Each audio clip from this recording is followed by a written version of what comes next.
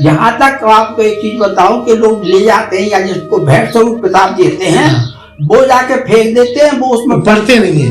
पढ़ते कहाँ है, वो मिलती लगेगी तो उसमें बड़ा दुर्भाग्य है साहित्यकारों। मैं तो अपने बताऊं, एक बार हम रात को बैठे हुए थे, सोने की 9 बजे फोन आए, तो कह साहब हमको तो एक किताब बोल रहे हैं, हाँ बोल रहा हूँ, कल हमको आप ये किताब दिए बुंदेली कहानियां। हम भैया हमारे पास तो एक ही कहानी बच्चे एक ही प्रति है, कल एक तो हमें मिल गई, हमें ये तो मैं काम नहीं, कल वो रद्दी वाले दिया, क्या बड़ा दुख होता है। हालांकि वो सभी नहीं है ऐसे, हाँ, लेकिन लोगों के पास पढ़ने के लिए समय नहीं रहा। पुरस्कृत किया मुझे, मैं सोचता हूँ कि ये बुंदेली कहानियों का जो पुरस्कार मुझे मिला, मैं पुरस्कार कहलाता था, वो बहुत गिरने लोगों को मिलता है जी।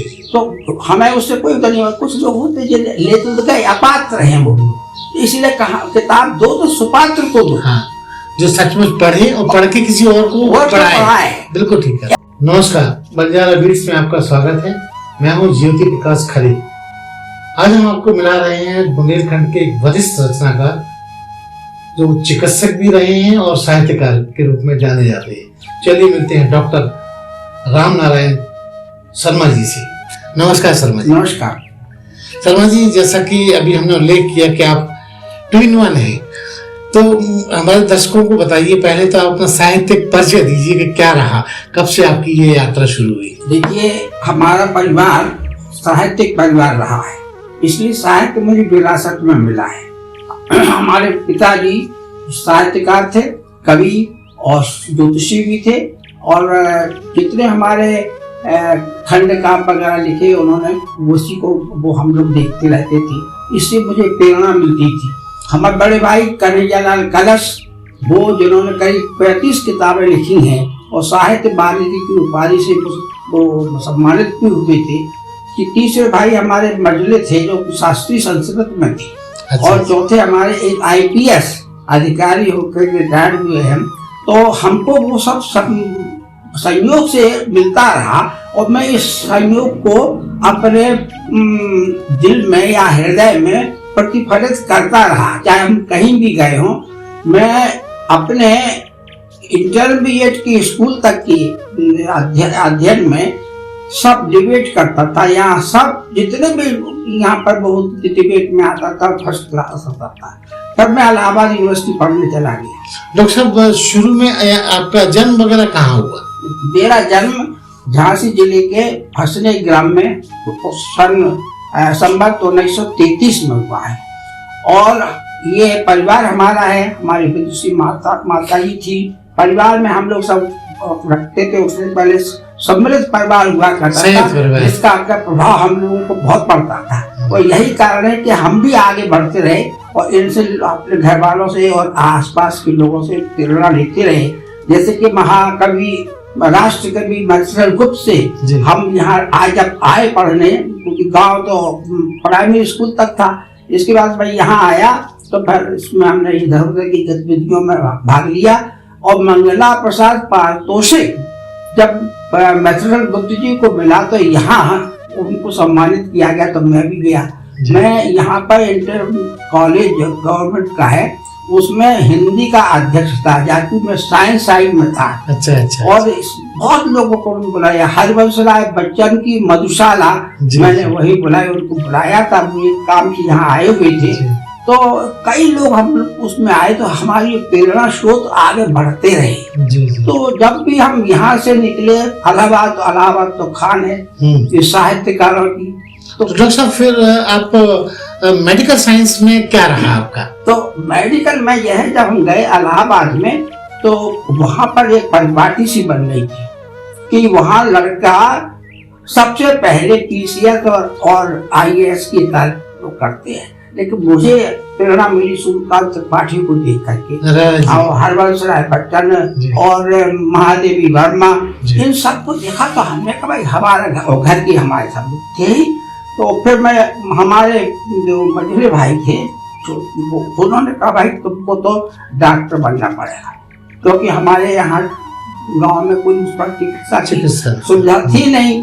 हमने पहले लोग ना नहीं कहते, निर्धारण होता था पहले कुटुंब में ये बनना है। तो हमने बैठे, तो उसमें हम king George medical college Lucknow, जो कि हमारे इस क्षेत्र का, देश का एक प्रतिष्ठित मेडिकल कॉलेज है, वहाँ पर मैं रहते, और वहाँ हमको वही चीजें मिली जो हमको अभी तक मिलती नहीं। और वहाँ डिबेट होती थी, एक क्लिनिकल सोसाइटी थी, उसमें हिंदी डिबेट होती थी और इंग्लिश डिबेट भी होती। मैं हिंदी डिबेट में पहला नंबर आया, और पहली किताब मुझे जो मिली वो संस्कृति के 4 अध्याय दिनकर की लिखी किताब।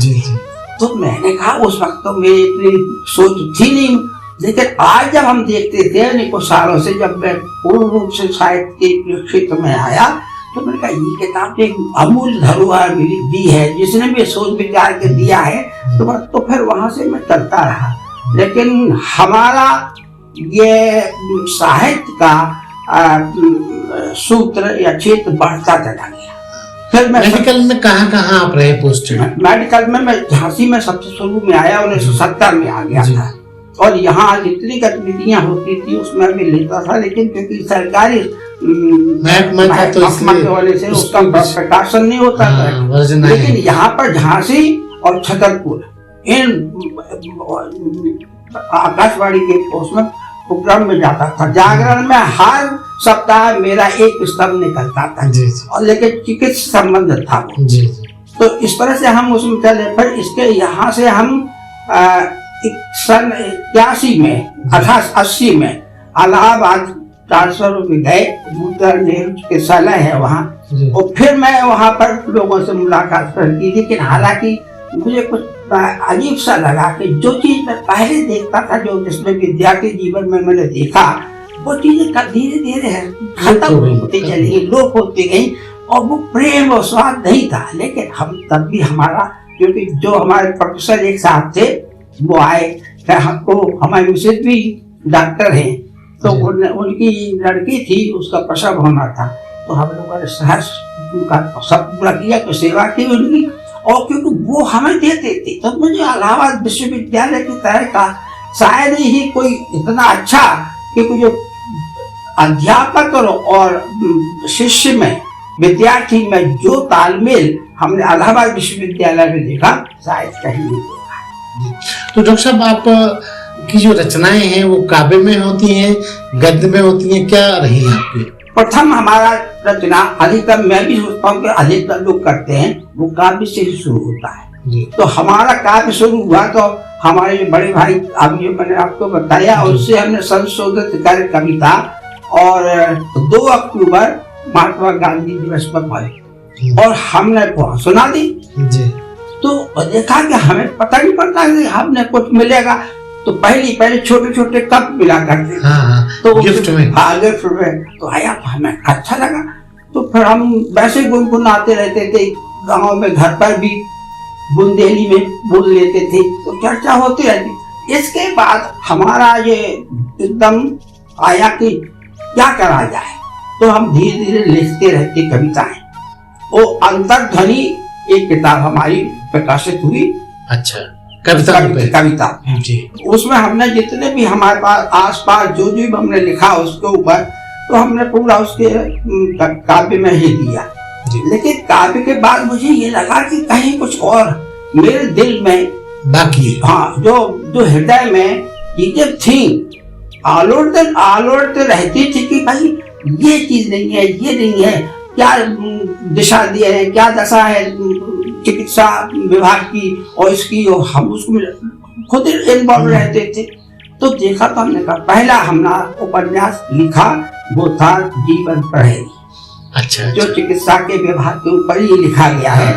और दूसरा फिर मैंने लिखा एक कहानी, जो 25 कहानियों का संग्रह है, वो है सच टुकड़ा टुकड़ा। अच्छा, क्योंकि उस पर लिखते चले जाते। तो फिर हमारे पास एक चीज आई थी जो हम लोग गाँव में देखते थे, चूल्हे अलाव के सामने बैठा आदमी बड़े बूढ़ों से, माता से, अपनी और भुजाइयों से, माने भाभियों से कहानी सुना करते थे। वो मेरे हृदय में हमेशा आलोड़ित रहती थी कि इनका भी संग्रह होना चाहिए। तो मैंने उसको संगत किया और 152 बुंदेली लोक कहाना बुंदेली भाषा में ही मैंने उसको लिखा और वो बाद में पुस्तक के रूप में आया, पुस्तक के रूप में है और वो सम्मानित हुई, पुरस्कृत हुई। किस नाम से रखी? वो पुस्तक है बुंदेली कहानियां। तो वो पुरस्कार उत्तर प्रदेश हिंदी संस्थान से अच्छा। 2004 में वो पुरस्कार था, 6 में मिला था मुझे। तो इस प्रकार हम स्तर चले। फिर हम यहाँ पर जिला चिकित्सालय झांसी में सर्जन थे जी। तो हमारे उस चिकित्सालय का संवत्सर या 100 वर्ष हो रहे थे। तो मैंने कहा ये तो अच्छा काम है, इसको ढूंढा जाए कि इससे कहाँ क्या हुआ। तो मैं यहाँ पर गजटियर्स ढूंढने गया। गजटियर्स में मैंने उसको ढूंढा, लेकिन मुझे क्या मिला कि जो जितने और थे आजादी के दीवाने और जो तो स्वतंत्रता संग्रामी अज्ञात थे, उनका गुमनाम जो थे उनको मिला।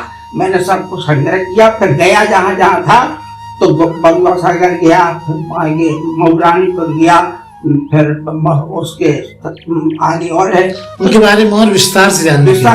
तो उसको लिखा और एक किताब प्रकाशित करी, उसे अज्ञात स्वतंत्रता सेनानी 1857। तो इस तरह से हमारा क्षेत्र चलता रहा। तो इस तरह आपने टोटल कितनी पुस्तकें? करीब 26 पुस्तकें प्रकाशित हो चुकी हैं। अच्छा। अब एक आ रही है, वो अच्छा। उसमें प्रेस में है, जिसका है आप शायद जानते होंगे, ईश्वरी महाकवि। जी जी। बहुत लोगों ने ईश्वरी पर लिखा है जी जी, लेकिन अभी सही आकलन ईश्वरी पर नहीं हुआ है जी। उसे लोग अधिकतर फगवाड़ासी मानते रहे। लेकिन हम ये भी मानते हैं कि फगवाड़ों ने उसको जीवित भी रखा है। अगर फगवाड़े भाग में न गाते तो ईश्वरी भी शायद लुप्त हो जाते। तो हम वो लिख रहे हैं उसके ऊपर के भाग को उन्होंने एक एक शब्द जब मैंने पढ़ा तो मुझे ये लगा कि ये कवि तो बहुत महान है, इसका आकलन नहीं हुआ है। तो हम उसको उसके ऊपर लिख रहे हैं ईश्वरी काव्य मीमांसा ग्रंथ। अच्छा अच्छा। ये कब तक हम हमारी नई पीढ़ी पढ़ पाएगी? ये अधिकतर तारीखों को तो आ गया है, तो अभी कुछ थोड़ा समय तो लगेगा उसको और संभालने में और देखने में। तो ये आ जाएगी। ये मेरी 27वीं कृति होगी। बहुत बहुत बधाई आपको आने वाली कृति के लिए एडवांस। मैं ये बात जानना चाह रहा था कि मेडिकल साइंस और साहित्य दोनों 36 का आंकड़ा है, ये कैसे आपने बैलेंस किया अपने जीवन में? अब आपने ये बताया ये 36 का नहीं है, दोनों में सृजनात्मक प्रतिबद्धता है। अच्छा। मैं सर्जन हूँ। सर्जरी के काट छाट के माध्यम से मनुष्य के जो रोग है या विकृतियां हैं उनको सुधार करता हूँ और सृजन देता हूँ। वही हाल साहित्यकार का है। साहित्य अपनी सृजनात्मक शक्ति से वो समाज की और समाज के इतर भी जाकर के देखता है कहाँ क्या हो रहा है, उसको सुधार करता है और सब चीजों को निकाल करके सामने लाता है कि ये तुम मत करो। यही काम साहित्य भी करता है, यही काम सर्जरी करता है। इसलिए हमारे मत से हम दोनों एक ही चीज में आते हैं, एक ही सिक्के के दो पहलू। शर्मा जी, एक महत्वपूर्ण सवाल ये है कि आपकी बहुत लंबी यात्रा है, हालांकि छोटे से इंटरव्यू में समा पाना बड़ा कठिन है। मैं ये जानना चाहता हूँ कि आपको इन सब के दौरान कठिनाइयों का कहाँ सामना करना पड़ा? देखिए, मैं एक चीज को मानता हूँ, कठिनाई हमारे लिए कोई चीज नहीं है। और सबसे बड़ी बात तो हमें जो परामर्श मिलता रहा अपने घर से भी, बाहर से भी और लोगों से जिसको मैं चाहता था, तो मुझे कोई चीज कठिन नहीं है। लेकिन हाँ, जब हमारे मन में कोई प्रतिबद्धता आती थी कि हमें ये इस ओर चलना है, तो फिर मैं उसी ओर चलता था। और चलने के लिए हमें किससे क्या लेना है और किसको क्या देना है, उसको उसी के अनुसार मैं चलता रहता था। और हमें कोई परेशान, हाँ एक चीज जरूर मैं बताऊं, पहले तो शुरू में ये आए कि हम सरकारी नौकर हैं, लिहाजा आप प्रकाशन नहीं कर सकते, नहीं, तो हमने उसको नहीं किया। लेकिन जब 93 में मैं रिटायर्ड हो गया, अवकाश प्राप्त करके फिर मैं लगा, तो ये किताब ब्रेक के साथ करता था। तो उस वक्त हमारे बहुत प्रशंसक थे, बेचारे इस वक्त दिवंगत हो गए हो, तो उन्होंने कहा भैया तुम अच्छा काम कर रहे हो, तो तुम अपना पैसा काहे खर्च कर रहे हो, तुम भागा के दिल्ली चले जाओ, तुम्हें अनुदान मिल जाएगा। हमने कहा देखिए श्रीवास्तव साहब की, देखिए श्रीवास्तव साहब, मैं बाबुओं की टेबल पर भटकने वाला आदमी नहीं हूँ। मैं जो लिखता हूँ स्वांता सुखी सुखाए तुलसी रघुनाथ गाथा का हूँ, तो मैं जो लिखूंगा अपने पैसे से ही उसको प्रकाशित करूंगा, उसमें हमें कोई दिक्कत नहीं आएगी, कभी दिक्कत नहीं आएगी। शर्मा जी, आपका मेडिकल प्रोफेशन भी आपने भरपूर जिया, साहित्य का जीवन भी भरपूर जिया, तो आपको साहित्य के क्षेत्र में किस तरह के पुरस्कारों से नवाजा गया अब तक? पुरस्कार हमको बहुत पहले, हम इस चीज को ज्यादा मानते नहीं थे, लेकिन शुरू में हमने जो किताबें प्रकाशित की उसमें हमने किसी से वो आमों किया जो लिखाई जाती है। अब मैंने कहा भाई जो लिखेंगे तो वो तो प्रशंसा ही करेंगे, कोई इधर उधर मैंने नहीं लिखी। फिर जब एक बार और किताब हमारी आई है बुंदेली भाषा साहित्य का इतिहास, वो बड़ा ग्रंथ था करीब 700 पेज का। अच्छा। तो हमने कहा इसको तो देखा नहीं। तो प्रोफेसर बलभद्र तिवारी थे सागर विश्वविद्यालय और नर्मदा प्रसाद गुप्त थे, उनके हमने वो लिखवाई भूमिकाएं, या तो बढ़िया लिखी उन्होंने, साथ गद हो गया। तो ऐसे लोगों संपर्क में आया मैं, उसको मैंने और बढ़ावा देने के लिए फिर 2002 के बाद यहाँ पर बुंदेलखंड के पूरे जितने साहित्यकार थे उनको बुलाता, आमंत्रित करता था और 1 दिवसीय या 2 दिवसीय सम्मेलन का कार्यशाला पूरा करता था, और वहाँ बात को सम्मानित भी करता था लोगों को उनके कार्य के लिए। तो चेतना आई ताकि साहित्य के प्रति वहाँ पर मुझे बदलाव आया। देखिए मैं आपको आज बताऊं, अभी तक मैं हिंदी में लिखता रहा और उसमें हिंदी में मैंने कविताएं लिखी, मैंने गद्य लिखा, उसमें उपन्यास भी आए, उसमें कहानियां भी आई, उसमें लेख भी आए, आलेख भी आए। फिर उसके बाद हमने लिखा महाकाव्य ईश्वरी पर लिखा। अच्छा अच्छा। तो जी आ गए बुंदेली में, क्योंकि जब लोगों ने कहा कि उससे बुंदेली में तो कुछ है ही नहीं। जब मैं यहाँ पर ढूंढता आता था, लोगों को बुलाता था, पहले लोगों को हमारी क्या हुआ कि ये लोग कहते हैं पिछड़ा क्षेत्र है, लेकिन शौर्य और शास्त्र में और शस्त्र में बुंदेलखंड का बराबरी कोई कर नहीं सका है आज तक। तो उसको हमने आगे ले आएंगे। अब मैं बुंदेली भी लिख के दिखाऊंगा। तो फिर मैंने शुरू किया बुंदेली, चुनौती स्वीकार की। तो वो हम उसका तो हम पहले बुंदेली कहानियां तो लिख ही चुके थे। उसके बाद हमने ये महाकाव्य लिखा इसका, तो उसने बलभद्र तिवारी जी ने कहा ये महाकाव्य इस प्रकार किसी ने आज तक ईश्वरी के चरित्र पर आधारित कोई उपन्यास काव्य नहीं लिखा है। तो मैं इस तरफ से आया। फिर हमने कहा कि काव्य तो बहुत हो गए, अब गद्य लाइए, क्योंकि बुंदेली में गद्य का काफी अभाव कम था, कविता तो बहुत है, अच्छे अच्छे लोग नहीं मानते हैं जिसकी यहाँ कवि और महाकवि हो गए हैं, पुराने या उससे निकाल के लाइए। फिर मैंने उसको निकाला कि आप क्या क्या करना चाहिए। तो हमारा साप्ताहिक एक स्तंभ निकलता था। अच्छा, कहाँ पे? जागरण से। और एक और था हमारा एक पत्र है स्वदेश से ग्वालियर से। तो वो हमारा ये उद्देश्य था कि लोग अब यहाँ आ पाए, लड़के खेलते हैं बड़े बड़े, कहाँ पढ़ते कॉन्वेंट स्कूल, लेकिन जब यहाँ कहते अबे मारना, तो अपनी भाषा बोलनी पड़ती है उनको। घरों में तो हम बुंदेली बोलते हैं सब। इसका उदाहरण मैं आपको बताऊं, जब हम पहले बार अपने भाई साहब के साथ मटन गुप्त से मिलने केलगांव गए, तो एक छोटी सी खद्दर की वो पहने थे बनियान सी, और बैठे सिलेट बत्ती से लिखा करते थे। वो उससे बात की तो फिर गांव की घर की ऐसी भाषा बोलते थे, बोलते या थे कि उन्होंने बुंदेली में कुछ लिखा है। तो ये हमारी चीज। तो उसमें फिर मैंने बुंदेली में कहानियां, उपन्यास, क्या कहता है ये यात्रा कथा, यात्रा वृत्तांत, हाँ ये कथा लिखी। और एक उपन्यास जिसको आज तक हम सोचते हैं किसी ने नहीं लिखा, बुंदेली भाषा में उपन्यास। अच्छा, वो किस नाम से इसी, ये आपने बहुत सवाल अच्छा पूछा, क्योंकि मैं चाहता था कि मैं भगवान श्री राम के ऊपर इसको लिखूं। अच्छा अच्छा, विजय गाथा। तो हमारे एक महाशय हैं इलाहाबाद के, तो उनसे उन्होंने हमसे लिखाया एक कहानी कि साहब हमारे लिए बुंदेलखंड की वीरांगनाएं किताब लिख दीजिए। हमने लिख देंगे, लेकिन समय थोड़ा सा, हम एक और किताब लिख रहे हैं। हमने उनके लिए यहाँ पर 30 वीरांगनाएं निकाली। अच्छा। और वो दिया उनको प्रकाश। तो उसमें हमने अब बाद में उनसे पूछा, भाई एक हमारी किताब तुम छाप कर क्या है? हमने कहा ये है जय राष्ट्र, बदल दिया राम न करके जय। कल्याण साहब काय भी लिखी आपने, काय पे यो आधार हम जाता। श्री राम जब विश्वामित्र के साथ जा रहे थे तो उन्हें संकल्प कराया था कि तुम हिमालय से लेके समुद्र तक का जितना क्षेत्र है एक सूत्र में बांधना। ये तो मैंने उसी पर आधारित है। और भाषा क्या है? हमने बुंदेली नीम का और करेला और भैया कोई नहीं लेगा।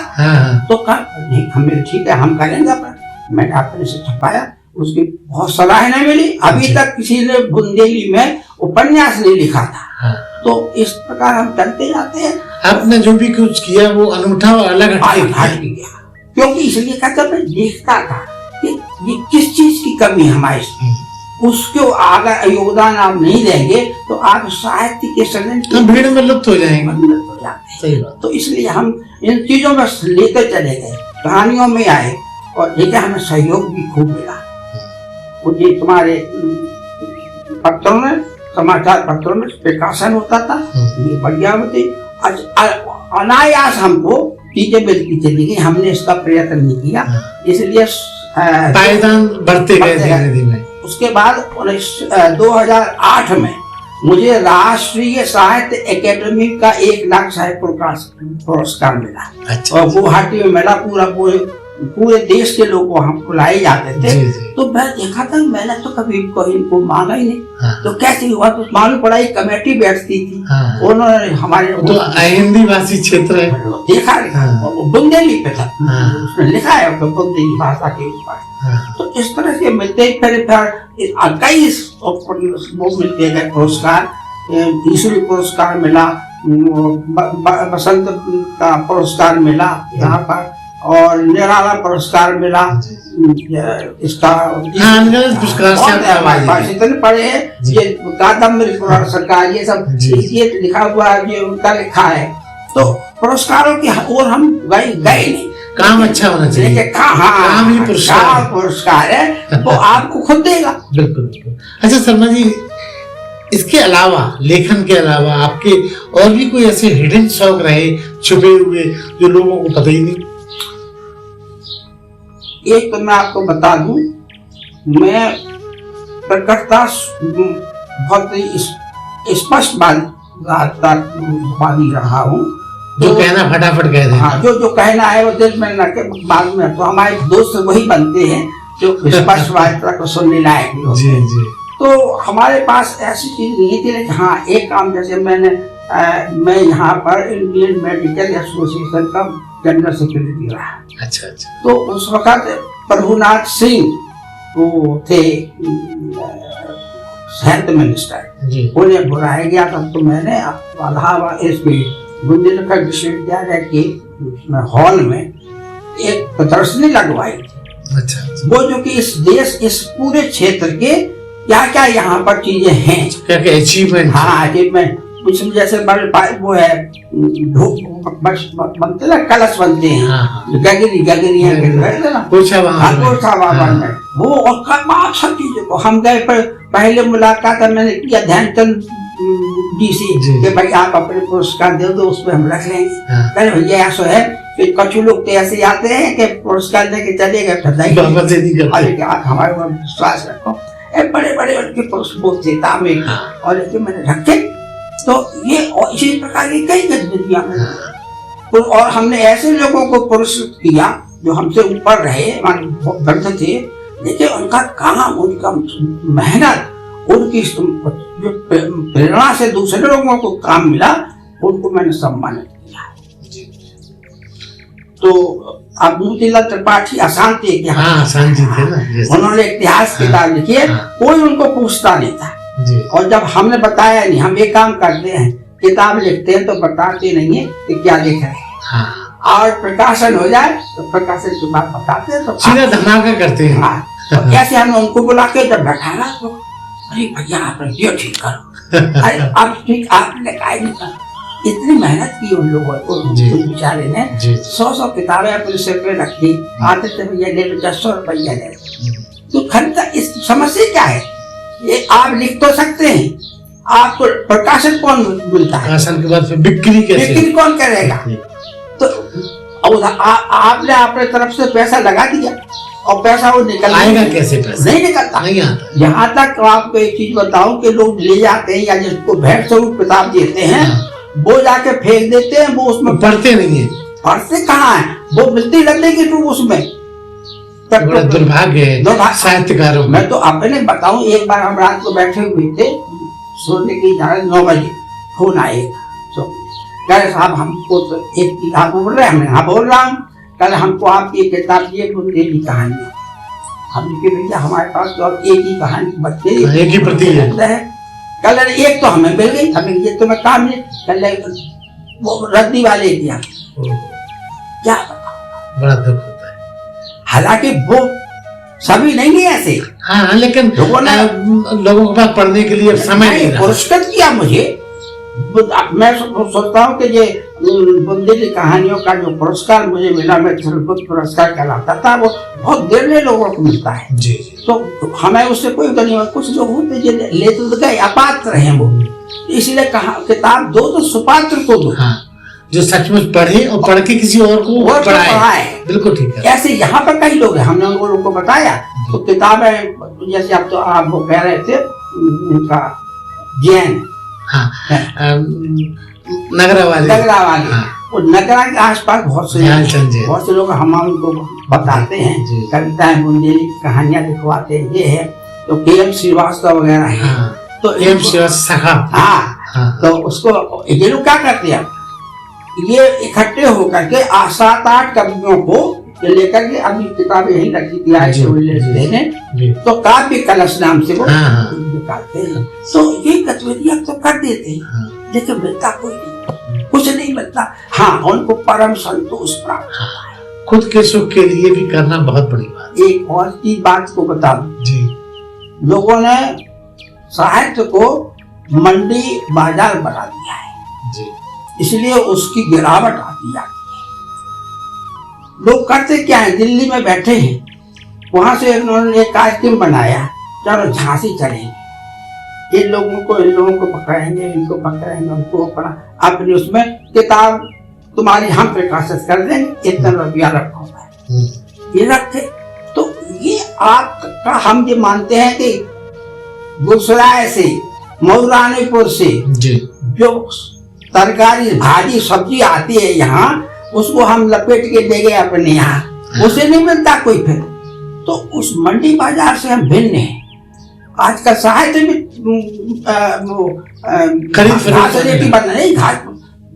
आज बोलते हमारे विनाशल चतुर्वेदी, उन्हें उसको उस प्रकार के भी साहित्य को घास लेटी लिखा था। तो वो किताबें आजकल दूसरी चीज ऊपर, जो वो आपने सम्मान की बात कही है ना, लोग सम्मान के पीछे भागते हैं, हमें सम्मान तो उससे घटिया हो। लोग आपको नहीं समझते, वो तो समझते ये भी उसी कैटेगरी में होंगे, क्या इसको हम पसंद नहीं करते, हम ना ऐसी बात करते। एक साहब की बात आई जी, और हमने कहा आप कैसी आए, भाड़े की थी क्या, चले भैया हम एक किताब दिखाए, ये कौन है चीफ मिनिस्टर इस वक्त मध्य प्रदेश, शिवनारायण सिंह, उसके पहले दिग्विजय सिंह, नहीं ये क्या नाम था, शिवनारायण सिंह, ना नहीं मामा मामा कहते हैं, हाँ वही तो, चौहान को चौहान शिवराज सिंह चौहान 40 साल लिख रहे हैं। अच्छा, क्या चाटू पहनता होगी। तो अब हमारे पास आए एक तरह और थे, चलो भैया आपके एमएलए एमपी हैं, मंत्री भी हैं, इनसे मिलवा। क्या बात है, एक तो हम मिलते नहीं, हम इनको ना बुलाते हैं। हम अपने कार्यक्रमों में कमिश्नर डीएम इनको कभी नहीं बुलाते। क्यों? ये आए और थोड़ी देर के बाद उन्होंने घड़ी देखना शुरू करा, हमें तो जाने तो हमारा कार्यक्रम बिगाड़ गया, हमें आपसे कोई फायदा तो हम चाहते हैं इसको लेना। तो इस प्रकार करना था, हमको बाहर जाना है तो कुछ साहित्यकारों को सरकार भेजती है, इसके लिए तो खुद हम नहीं देता। अगर हम चाहते ये तुम्हारे लिए करते तो हमें नहीं चले गए होते पहले। शर्मा जी, बंजारा बीट एक सोशल प्लेटफॉर्म है, इंफॉर्मेशन एकेडमिक चैनल है। आप अपने माध्यम से हमारे चैनल को कुछ छोटा सा संदेश दीजिए। देखिए, आजकल यही चीज अच्छी है कि लोग आप आते हैं और निष्प्रय होकर के कार्य कर रहे हैं। तो हम बंजारा के सभी कलाकारों को ये सारी टीम बताते हैं कि आप अच्छा काम कर रहे हैं, इससे आप इस योगदान से लोगों को और प्रेरणा मिलेगी और उस कार्य से ये ऊपर भी आएंगे, लोगों को दिखाई देंगे कि हाँ ये भी कोई कवि है, ये साहित्यकार है। तो ये काम आपका बहुत ही सराहनीय है और इस प्रकार के लोग कम हैं आजकल, लेकिन बंजारा जी ने एक अच्छा शुरुआत की है। तो हम सोचते झांसी के लिए या झांसी परिक्षेत्र के लिए ये बहुत अच्छा है, इसका लाभ लोग को मिलेगा। और जो अभी तक लोग अज्ञात से पड़े हुए थे में, उनको भी बाहर आने का मौका मिलेगा। तो ये थे डॉक्टर राम नारायण शर्मा। इनकी साहित्यिक यात्रा तो बहुत लंबी है, छोटे से इंटरव्यू में वो समाई नहीं सकती, फिर भी बंजारा बीट से बात करने के लिए शर्मा जी बहुत बहुत धन्यवाद।